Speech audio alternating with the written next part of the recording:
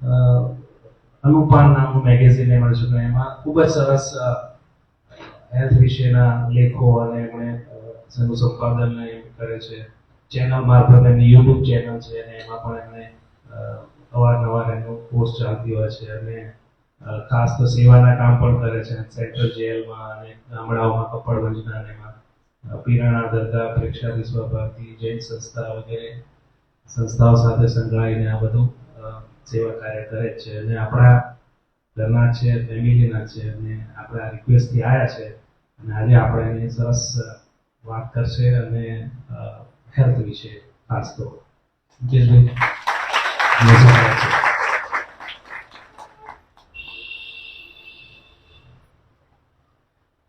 તંદુરસ્તી એટલે શું? સવારે આપણે ઊંઘમાંથી ઉઠીએ અને દોડવાનું મન થાય એનું નામ તંદુરસ્તી. અને ઉઠ્યા પછી ધીરે ધીરે સાચવીને પગ મૂકવો પડે, કલાકે સાંધા સરખા થાય અને 2-4 કપ ચા પીધા પછી થોડા ફ્રેશ થાવ, એનું બીજું નામ બીમારી. બીમારી એટલે એને શિંગડા ના હોય. આપણી તંદુરસ્તીની શરૂઆત આપણી સારી ઊંઘથી થાય છે અને સારી ઊંઘની શરૂઆત કે સારી ઊંઘ આખો દિવસ આપણે શું કરીએ એના ઉપર છે. તમે લોકો જે રીતે સ્ટ્રગલમાં મોટા થયા છો એવા જ લોકોની વચ્ચે કામ કરો છો એટલે તમને ખબર છે કે તકલીફ કોને કહેવાય અને તકલીફ હોય એના માટે કામ કરવાનો આનંદ કોને કહેવાય. એટલે એક વસ્તુ મગજમાં રાખવાની કે આપણે કામ કરવા માટે ચાલતા જતા હોઈએ, સાયકલ પર જતા હોઈએ, સ્કૂટર પર, બાઇક પર, કોઈ વેહિકલ, એનાથી ફરક નથી પડતો. મહત્વની વસ્તુ આપણું કામ છે, કારણ કે આ બધામાંથી હું પસાર થયો છું. પણ જે કામ છે એ સૌથી સારું કરવાનું છે, કારણ કે જો કામ બરોબર નહીં કરો તો ઊંઘ સારી નથી આવવાની અને ઊંઘ સારી નહીં આવે તો ગેસ, એસિડિટી, કોન્સ્ટિપેશન, માસિકની સાયકલ, કમર દર્દ અને સૌથી વધારે તો ગુસ્સો. આ બધી વસ્તુઓ એક પછી એક આવશે, કારણ કે ચીડિયાપણું જે છે દરેકના સ્વભાવમાં ગુસ્સો, ફ્રસ્ટ્રેશન, વાત મનમાં રાખવી હોય, સંજોગો પ્રમાણે ઉપર નીચે થાય, રોજ એ વસ્તુ બને એટલે પછી એ આપણી બીમારીના લિસ્ટમાં આવી જાય. પરંતુ તમારું બધાનું રૂટીન એવું છે કે મારું ભાષણ તમારા કાનમાં જશે એટલે તમે સાજા નહીં થઈ જાઓ. મારે પણ સમજવું પડશે કે તમારામાંથી કોને કેવા પ્રશ્નો છે, કારણ કે દરેકની ફેમિલી અલગ છે, કોઈક એકલા રહે છે, દરેકનો ખોરાક અલગ છે, દરેકનું મન અલગ છે. બરોબર સમજવાનું. બહારથી આપણે બધા સરખા લાગીએ છીએ, પરંતુ આપણું જે શરીર છે એ ખરેખર એનિમલનું જ બોડી છે. બેઝિકલી આપણે પ્રાણી છીએ, કારણ કે આપણી જે ખાવાની પદ્ધતિ છે એ, આપણી સૂવાની પદ્ધતિ, ચાલવાની, આપણા જે 4 પગ હતા એમાંથી 2 આપણે ઉપર કરીને હાથ કરી દીધા એટલે આપણે એનાથી ઉપયોગ કરીએ છીએ, પણ સરવારે આપણી ટેવો બદલાતી નથી. તો આજે ખાસ મારે એ કહેવાનું છે કે નાની નાની ટેવો એવી છે કે ટેવો તમે બદલો, તમારા શરીરમાં એટલી દવાઓ પણ નહીં જાય અને તમે સાજા થઈ જશો. બીજું, અહીંયા ઘણી બધી સારી એક્ટિવિટી થાય છે. તમે દર મહિને 2 મહિને ભેગા થાવ છો, સારી સારી વાતો તમે પણ કરો છો, હું પણ કરું છું. એનો મતલબ એવો કે આપણે આખો દિવસ સારા જ છીએ. આપણે બધા પ્રયત્ન કરીએ છીએ સારા રહેવાનો, એટલે એવો અફસોસ પણ નહીં કરવાનો કે ક્યારેક કંઈક ખાવામાં ભૂલ થઈ ગઈ કે કંઈક આપણાથી ખોટું થઈ ગયું. પછી એને આગળ સુધારવાનો પ્રયત્ન કરો તો થાય. પરંતુ ખાલી આ પંખો બંધ થઈ જાય છે તો કેટલી ગરમી લાગે છે. તો તમારા શરીરમાં દરેક સેકન્ડે જેની જરૂર છે પ્રાણ તત્વ, એ હવા અંદર ના જાય તો આપણા શરીરને અંદરથી કેટલી તકલીફ પડે, ગુંગાવા માંડે ને. તો તમે જ્યારે નવરા પડો ગમે ત્યાં કશું જ નથી કરવાનું, normal deep breathing, inhale and exhale long, એટલે તમે ઊંડો શ્વાસ કાઢો, આવું 11 જ વાર કરો ને એની અસર 2 કલાક રહેશે. તો આના માટે તમારે કોને પૂછવા જવાની જરૂર છે? દિવસમાં 4-5 વાર 1-1 મિનિટ માટે આવું કરો, તમારા માથાના વાળથી પગના અંગૂઠા સુધી પ્રાણ તત્વ જશે. હવે જે લોકોને નસ ચડી જાય છે એમણે ગોળનો ટુકડો સાથે રાખે તો ચાલે, ખજૂર રાખે તો ચાલે, અથવા ઘણા લોકો પાણી પીવાનું ભૂલી જાય છે. હવે જો તમે પાણી પીવાનું જ ભૂલી જશો તો શરીરની જે સિસ્ટમ છે એ તમને નસ ચડે ને યાદ કરાવશે, ચક્કર આવે ને યાદ કરાવશે. એક ગ્લાસ પાણી પીવાથી પણ નસ ઉતરી જાય. તો જેમ અંદર જરૂર છે હવાની, એમ પાણીની જરૂર રોજે છે. આખું પૃથ્વીનું આપણે તંત્ર ગણીએ તો પાણી જ પાણી છે. એટલે એ ખાલી સાંભળવા માટે નથી.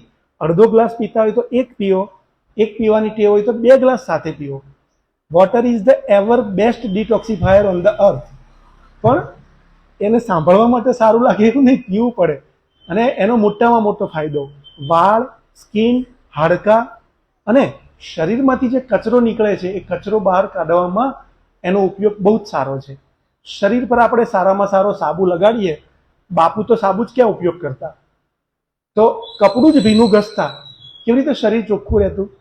ગુણવંત શાહે કહેલું કે એમની જિંદગીમાં એમણે ગાંધી બાપુથી વધારે સ્કિન ઉપરથી ક્લીન કોઈની જોઈ નથી. તો ખાલી સાબુ વગર પણ આટલી ચોખ્ખી ચામડી રહી શકતી. ચોક્કસ લીમડાની ચટણી રોજ એમના ખોરાકમાં આવતી.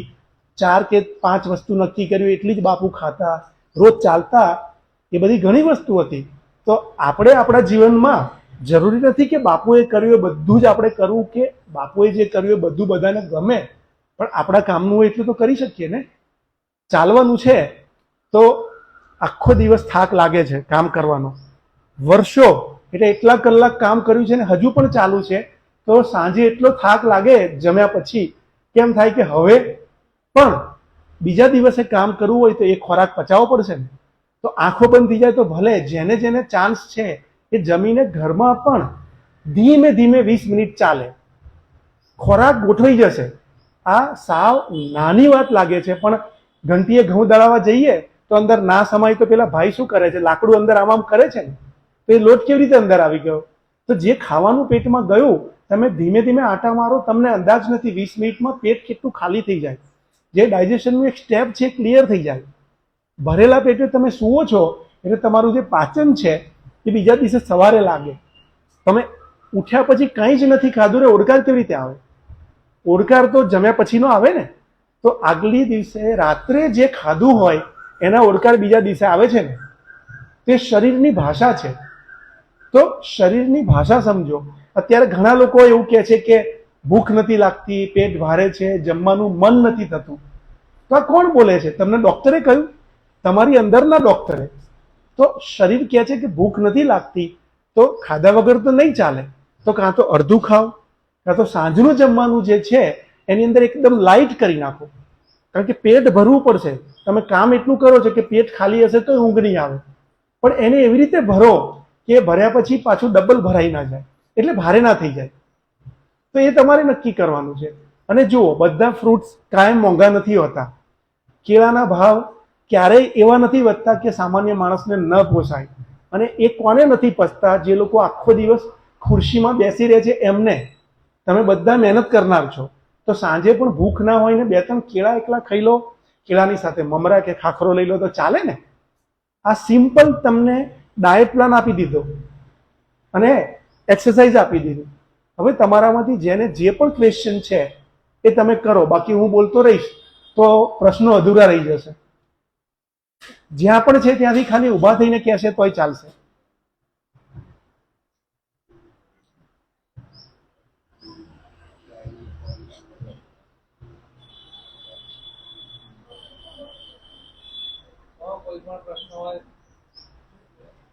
બોલો.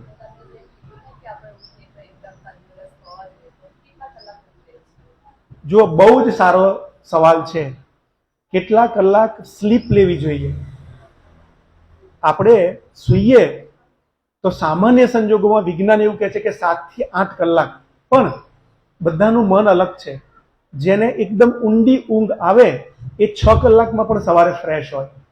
અને જેની કાચી ઊંઘ હોય એટલે ઉત્પાતીય જીવ, જેના જીવને જપ જ ના હોય, બરાબર, તો એ 9 કલાક ઊંઘે ને તો પણ મેં 1-2 ઉત્પાતીય જીવ સામે જોઈને જ બોલ્યો, કારણ કે આમાંથી અડધાનું ઓળખું છું.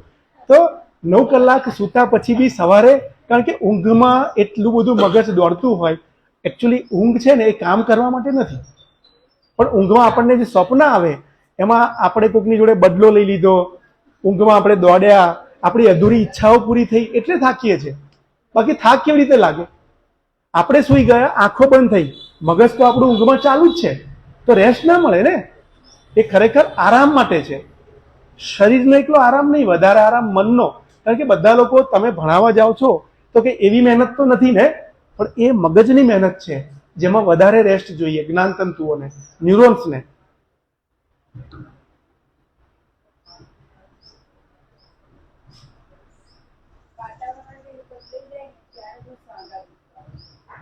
ચોમાસામાં વધારે જો વાતાવરણ બદલાઈ જાય ને સાંધા દુખે, આપણે દરરોજ ઉઠીએ, ભલે ઊંઘ સારી ના આવી હોય તો એવા સાંધા જકડાયેલા નથી હોતા, પણ ચોમાસામાં આપણે ઉઠીએ તો આપણને શરીર ભારે લાગે. કારણ કે આપણા શરીરની જે ગરમી છે અને આપણું પાચન તંત્ર છે સીધું સૂર્ય સાથે જોડાયેલું છે. એટલે સૂર્યમાંથી આપણને તો સામાન્ય સમજણ એવી છે કે વિટામિન D3 મળે, પણ ના, D3 સિવાય serotonin, that is mood stabilising neurotransmitter, એ આપણને સનરેઝમાંથી મળે. તો તમે ખાલી તડકો લો તો તમારું મન પ્રસન્ન રહે. અને આપણા જે સાંધાઓ છે એની અંદર ગરમી પણ સૂર્યના કિરણથી આવે. અને સૂર્ય એ મોટામાં મોટું લીવર છે અને આપણો લીવર એ નાનો સૂર્ય છે. એટલે લીવરનું કામ ખોરાક પચાવવાનું છે. એટલે જ્યારે સૂર્ય નથી હાજર હોતો ત્યારે આપણને ભૂખ ઓછી લાગે અને શરીરમાં વાયુ વધે. ખાવાનું ના પચે ત્યારે જે ગેસ પેદા થાય, કે અહીંયા ટ્રાફિક જામ થાય ને ઉપર તરફ જે આવે એને પણ આપણે વાયુ કહી શકીએ, એ થોડું સાંધાને કડક કરે, ભૂખ ઓછી લગાડે. અને સાંજે થોડા નિરાશાજનક વિચારો આવે, ક્યારેક બહુ તકલીફ હોય તો રડવું પણ આવે ચોમાસામાં.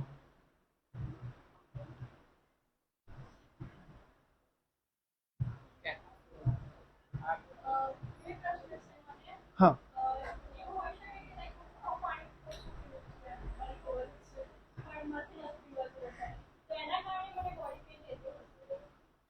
અને બીજો પ્રશ્ન? બરોબર છે. જુઓ, શરીર પાણી માગે છે, પ્રશ્ન બહુ સારો છે, પણ પી નથી શકાતું. તો જ્યારે શરીર કોઈ વસ્તુ માગે, મતલબ આ એની બેઝિક નીડ છે, તો અડધો ગ્લાસ હોય તો અડધાના બદલે 1 ગ્લાસ પીવાનું.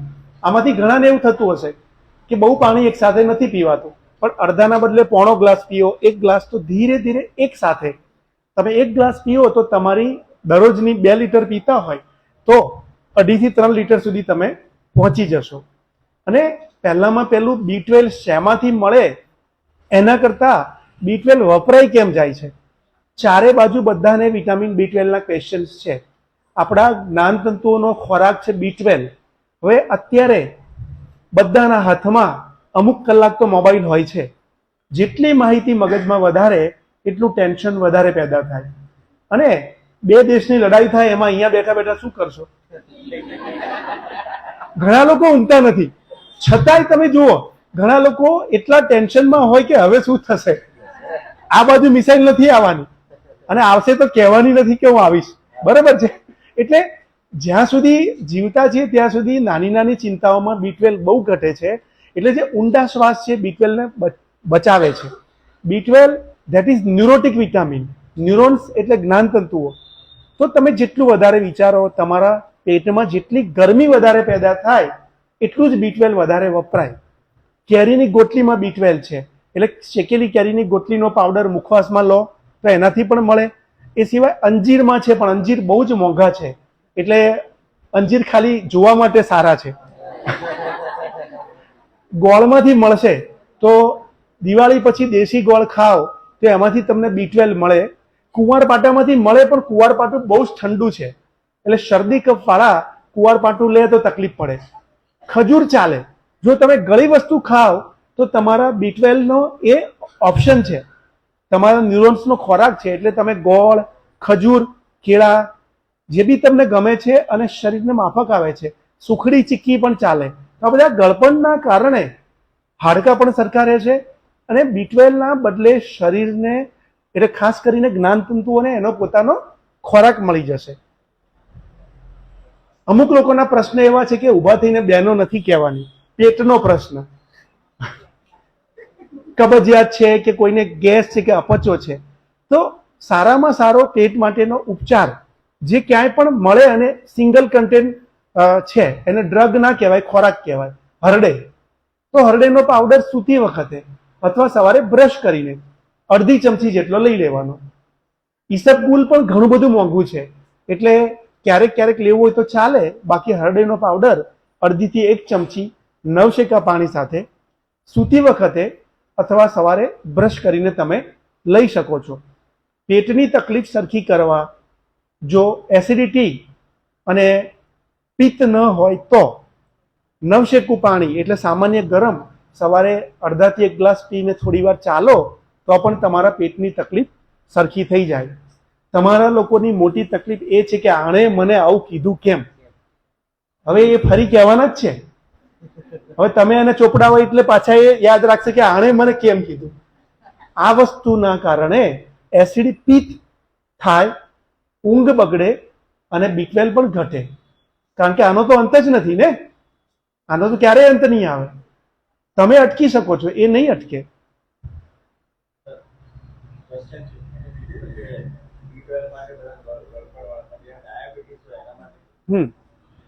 ડાયાબિટીસના દર્દીઓ પણ સાચવીને સફરજન, માપસર કેરી કે મીઠા ફળ છે એ ખાય તો એના શુગરમાં ખાસ ફરક નથી પડતો. કારણ કે પાણી સિવાય બધી વસ્તુમાંથી શુગર બને છે. તો ખાવાનું તો નહીં છોડી દેવાય, પરંતુ એક કેળું ચાવી ચાવીને ડાયાબિટીસના દર્દી ખાય તો એ કેળું એને ફાયદો કરશે. કારણ કે મોઢામાં પણ અડધું પેન્ક્રિયાસ છે, પણ ચાવ્યા વગર એ અડધું કેળું ખાય તો એનાથી શુગર વધશે. એટલે જેને પણ ડાયાબિટીસ છે એ ધીમે ખાય તો એની શુગર ઘટે, પછી એ ગળી વસ્તુ સાચવીને લઈ શકે.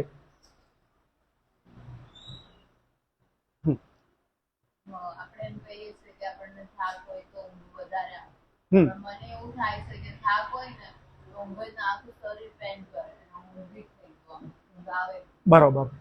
જુઓ, આ પણ બહુ સારો સવાલ છે કે બહુ થાક લાગે ત્યારે ઊંઘ ના આવે. કારણ કે શરીરની એક એવી લિમિટ આવી ગઈ કે હવે ઊંઘવાની આખી પ્રોસેસ, આવું મારી સાથે પણ થયેલું છે, આમાંથી લગભગ દરેક સાથે ક્યારેક ને ક્યારેક આવું થાય છે કે લિમિટ બહાર કંઈ પણ થાય એટલે શરીરની આખી સિસ્ટમ હેંગ થઈ જાય.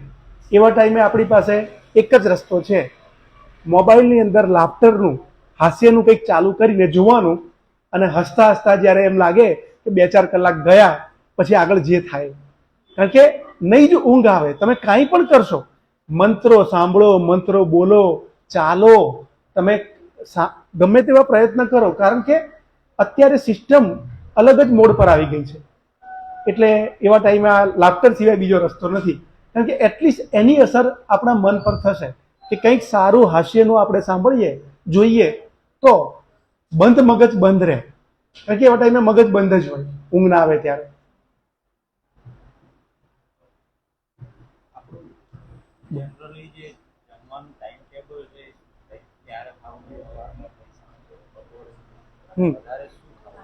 બરોબર છે. જુઓ, જમવાનું ટાઈમ ટેબલ કેવું હોવું જોઈએ? આપણા શરીરને દર 4 થી 5 કલાકે તમે કંઈક આપો તો પિત્ત જેને થાય છે, માથું દુખે છે, કડવી કે તીખી ઉલટીઓ થાય છે, એ અડધી આનાથી સરખી થઈ શકે. એક સવારનો નાસ્તો, એક બપોરનું જમવાનું, એક સાંજનો નાસ્તો અને એક રાતનું જમવાનું. એટલે સામાન્ય રીતે 8, 12, 4 અને 8 આ એક કોમન જનરલ ટાઈમ ટેબલ છે.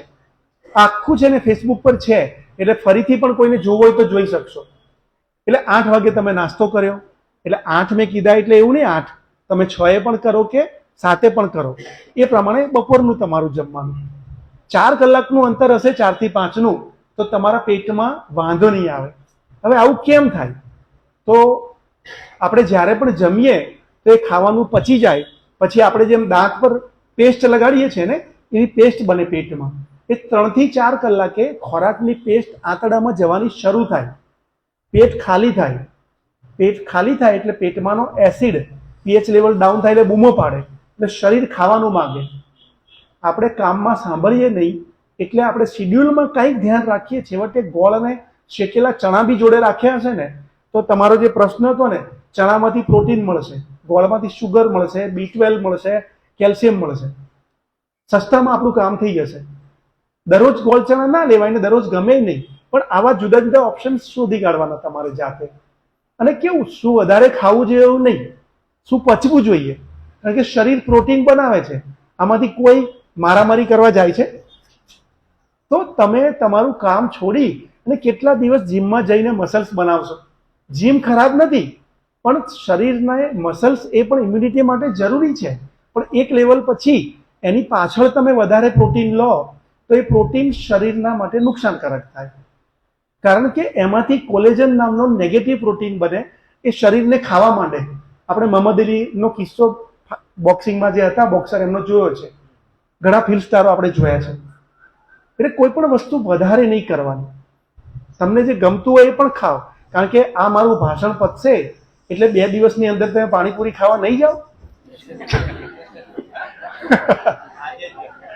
જો સરસ કીધું, આપણે આજે જ જવાના છીએ, બરાબર છે. પણ તમે પાણીપુરી ખાઓ. બોલો, સાંભળો સાંભળો, એ જ કહું છું. બેનનો સવાલ સારો છે કે ના ખવાય. હું ક્યારેય કોઈ વસ્તુ ખાવાની નથી પાડતો, પણ ચોમાસામાં જ્યારે તમે ઘેર બનાવેલી પાણીપુરી ખાઓ તો તમે સલામત છો. એટલે ઇન્ફેક્શન પૂરતા. બાકી પાણી, એનું પાણી કે તો બધું શરીરમાં જે એસિડિટી કરવાની છે કરે. બહાર ખાઓ તો એ જ પાણીપુરી તમે તડકો હોય ને ખાઓ ને ચોમાસામાં ખાઓ, ફરક પડે. કારણ કે ચોમાસામાં ઇન્ફેક્શન લાગવાના ચાન્સ વધે. આમાં વાંક પાણીપુરીનો નથી, સિચ્યુએશનનો છે. એટલે આપણે ખાલી થોડું સાચવવાનું છે. જેવી વાતાવરણ બદલાય એટલે ફરી એ કરવાનું.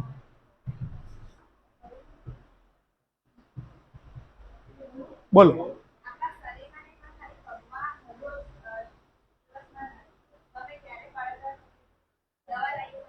આખા પગમાં?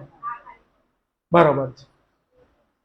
આખા પગમાં દવા લેવા છતાંય દુખાવો થતો હોય, આપણી સાદી ભાષામાં કળતર, તો શરીરમાં બહેનોને દર મહિને માસિક આવે, ઘરમાં કામ કરવાનું આવે બહાર, એટલે તમે બધા બબ્બે મોરચે લડો છો, ઘરનું પણ કામ ને બહારનું. અને બાળકનો જન્મ આપ્યા પછી એક સ્ત્રીના શરીરમાંથી બીજું શરીર છૂટું પડે, જે કેલ્શિયમ અને બધા ન્યુટ્રિયન્ટ્સ લઈ જાય. એટલે ફરીથી એટલું ઓછું થયું. 2 બાળક હોય તો એક શરીરમાંથી 2 નવા શરીર બન્યા. એટલે રિઝર્વ કેલ્શિયમ ઘટ્યું, નોર્મલ પણ કેલ્શિયમ ઘટે. એટલે સાવ સામાન્ય જે બાવલનો પાવડર આવે છે એ સારી જગ્યાએથી લાવવાનો, કારણ કે બગડી પણ જાય. તો દિવસમાં 2 વાર જમવાના 1 કલાક પછી કે પહેલા અડધી ચમચી લઈ લેવાનો. બને ત્યાં સુધી જમ્યા પછી લો તો બહુ સારું, પાણી સાથે. તો એ હાડકા માટે સારો છે. જેને પગ દુખતા હોય એને, આવું જનરલ આપું છું એટલે કોઈ પણ માણસ કરી શકે. પછી જ્યારે માફક આવે એ 1 ચમચી કરી શકે, પણ સામાન્ય અડધી જ ચમચી રાખવાનું, એટલે ગરમ ન પડે. હા, બાવળ. હા, આમ બાવળના પૈડાનો પાવડર કહે છે, બહુ કોમન છે, બધે મળે છે. હા, બસ એ તૈયાર એ મળે જ છે.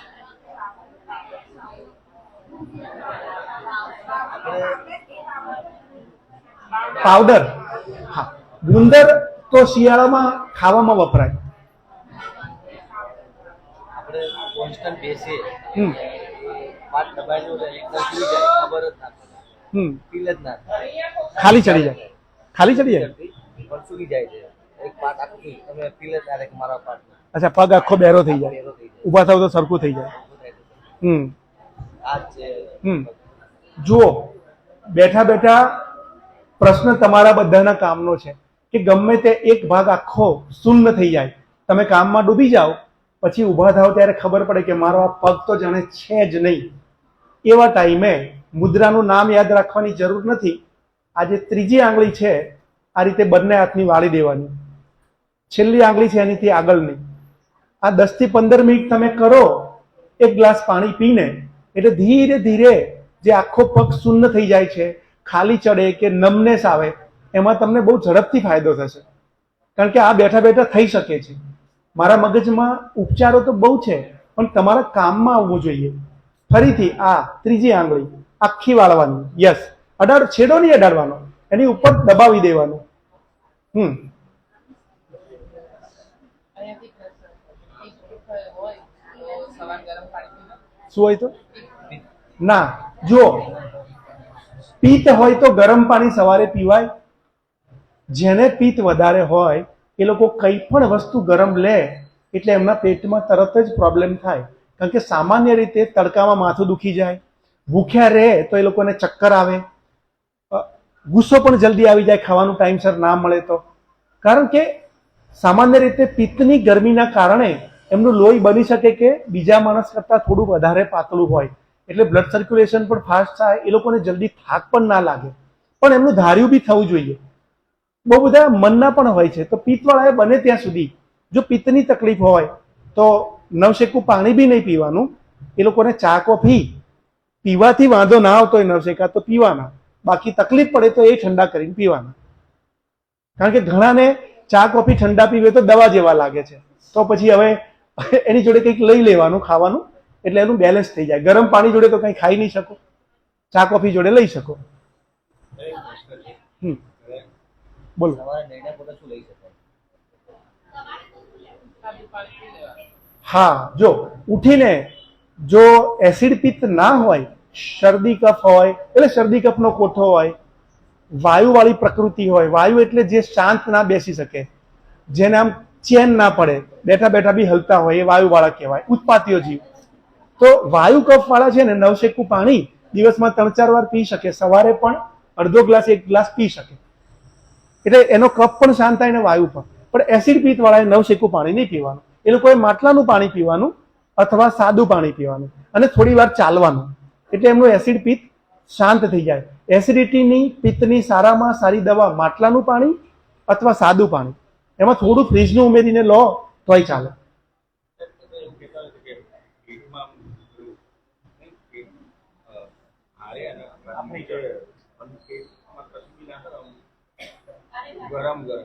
ગરમ ગરમ એટલે ખાવાનું ખાઈએ એટલે ભારે થઈ જાય. જો આ પ્રશ્ન તો બહુ સારો છે. ખાધું ના હોય તો પેટ અંદરથી ભરેલું ને ભારે જ લાગે. હવે જો આપણું શરીર આપણને દરેક સેકન્ડે બોલે છે, આપણે શરીરને સાંભળતા નથી. આમાંથી જેને પણ તાવ આવ્યો હશે એ લોકો યાદ કરો, 4-5 દિવસ ભૂખ ઓછી લાગે, મોઢું કડવું થઈ જાય, માથું દુખે, આરામ કરવાનું મન થાય, પછી શરીર દુખે અને ધીરે ધીરે તાવ આવે. 4 દિવસ શરીર રાહ જુએ છે, આપણે એની સાથે કનેક્ટ નથી થતા. એમ જેમનું પણ પેટ ભારે છે ને એ લોકોને ભૂખ ઓછી લાગે પણ ઘડિયાળમાં જોઈને ખાઈ લે છે. આપણા શરીરને ક્યારેય મરવું નથી, પણ આપણે આપણા શરીરના બદલે ચમત્કારો માટે ડોક્ટર પાસે જઈએ, વૈદ્ય પાસે જઈએ, એ બી શરીરવાળા આપણા જેવા જ માણસ છે. તો તમારા શરીર માટે તમે ક્યાં સુધી બીજાને પૂછવા જશો? ઇમરજન્સી આવે તો બરોબર, પણ રોજ રોજ તમે બીજા પાસે જશો તો તમારી પાસે પૈસાય નહીં વધે અને શરીર પણ નહીં વધે. કારણ કે તમારા શરીર માટે જો તમને જ ખબર નથી પડતી તો પૂરેપૂરી ખબર બીજાને કેવી રીતે પડશે? તમારી અંદર ઉતરવાનું શરૂ કરો. કોઈ માણસનું મૃત્યુ થાય અને એનું ડેડ બોડી મોર્ગમાં પડ્યું હોય તો એના દાઢીના વાળ ઉગવાના ચાલુ હોય, પુરુષ હોય તો એના શરીરની પ્રક્રિયાઓ 72 કલાક કે એનાથી વધારે ચાલતી હોય છે. મતલબ આપણું શરીર મર્યા પછી મરવા નથી માંગતું. તો તમે એની જોડે કેમ નથી ચાલતા? તમારું પેટ ભારે થઈ જાય, 2-3 દિવસ તમે રોટલી બંધ કરી દો, બાજરી એટલે ઘઉં બાજરી બંધ કરી દો, સાદો ખોરાક ખાવાનો ચાલુ કરો. ચટપટો ખોરાક ના ખાઓ એવું નહીં, પણ ચટપટો ખોરાક ખાવાનું લાયસન્સ છે તમારી પાસે? તમે રોજે રોજ સાજા રહો છો? ના. તો પછી શું કરવા ખાઓ છો? પહેલા થોડી કસરત કરો, થોડું શરીર સરખું કરો, પછી ચટપટો ખાઓ. એક 85 વર્ષના દાદા, આજથી 30-35 વર્ષ પહેલાની વાત, સાબરમતીથી ચાલવાનું શરૂ કરે અને પોલીસ સ્ટેડિયમ શાહીબાગ સુધી જાય, એટલે 15 થી 20 કિલોમીટર રોજ ચાલે. અને છોકરાઓ એમની મસ્કરી કરે એટલે દાદાએ 2-3 વાર ના પાડી, પણ પેલા લોકો માન્યા નહીં એટલે એમણે ઉચકીને દૂર ફેંકી દીધો એક છોકરાને. એટલે બીજા દિવસથી ડાયા થઈ ગયા. પણ એ દાદા અઠવાડિયામાં 2 વાર ગરમ ગરમ જલેબી 3-4 ચાખે, 1-2 વાર ગોટા બનતા હોય તો ચાખે, પણ રોજ 9 વાગે સુઈ જાય ને સાદું ખાતા. 85 વર્ષે પણ આવું શરીર હતું. તો ભજીયા, ગોટા, પાણીપુરી, દાબેલી, આ બધી વસ્તુઓ આપણા માટે બની છે, પણ આપણે એના માટે બન્યા છીએ? આપણે એના માટે લાયસન્સ મેળવવું મતલબ તમારું શરીર સરખું કરો. તમારી ઉંમર નાની છે, બરોબર, તો ક્યારેક તમારી પાસે ટાઈમ હોય તો 2 મિનિટ દોડી શકાય ને? ના દોડાય? હું 62 વર્ષે બી શિયાળામાં દોડી શકું, તો તમે આટલી નાની ઉંમરે દોડી શકો ને? અને તમે 10 સેકન્ડ તો દોડી શકો ને? આમાંથી કોઈ પણ માણસ 10 સેકન્ડ ના દોડી શકે? તો તમે 10 સેકન્ડ દોડશો તો 10 મિનિટ દોડશો, પણ તમને દોડશો તો ચાલવાનો વિચાર આવશે, બાકી તો આમ જ. તો એમ થશો તોય તમારું જીવન પૂરું થશે, અને આમ બેસશો તોય પૂરું થશે. એટલે નક્કી તમારે કરવાનું છે કે તમારે તમને જે દુનિયાની મોંઘામાં મોંઘી કાર જેવું શરીર મળ્યું છે એને સાચવવું કઈ રીતે? ભગવાને કોઈની જોડે ભેદભાવ નથી કર્યો. કદાચ કોઈને આપણે એને નસીબ ગણી લઈએ કે નાનપણમાં બીમારીના કારણે એક પગ જતો રહ્યો કે કોઈને એક અવયવ ઓછું મળ્યું, છતાંય એનું મગજ એટલું જ સારું હોય છે અને શરીર પણ એટલું સારું હોય છે. મારી પાસે એવા દર્દીઓ આવે છે, તે લોકો કામ કરે જ છે. તો આપણને બધું આપ્યું છે, તો આપણે વાપરવાનું શરૂ કરીએ ને? કરશો ને? સિરીઝભાઈ, એક પ્રશ્ન લઈએ.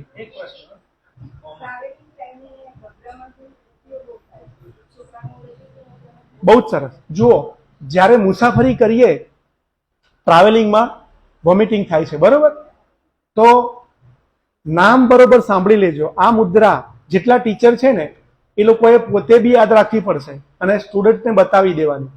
અપાન વાયુ મુદ્રા, નામ યાદ રાખો. પહેલી આંગળી વાળવાની. હા, આ અપાન વાયુ મુદ્રા તમે કરો ને એટલે અહીંયા આ લોક થઈ જાય, એટલે ઉપર જે ગેસ ચડીને ઉલટી થાય ને એમાં તમને ફાયદો થઈ જાય. સેકન્ડ, તમારી મુસાફરી શરૂ થાય તો તળેલો નાસ્તો, પછી ખટાશવાળું, આથાવાળું એવું નહીં લેવાનું. એના 1-2 કલાક પહેલા સોલિડ નાસ્તો જ લેવાનો. એટલે ગરમ કોઈ નાસ્તો હોય કે રોટલી શાક હોય કે ખાખરા કે એવું હોય એવું લેવાનું. તમે જો એવું તળેલું આપશો તો મુસાફરીમાં જોખમ થશે, અને રસ્તામાં કડક વસ્તુ ખાશો તો વાંધો નહીં આવે. અને આ મુદ્રા બરોબર છે?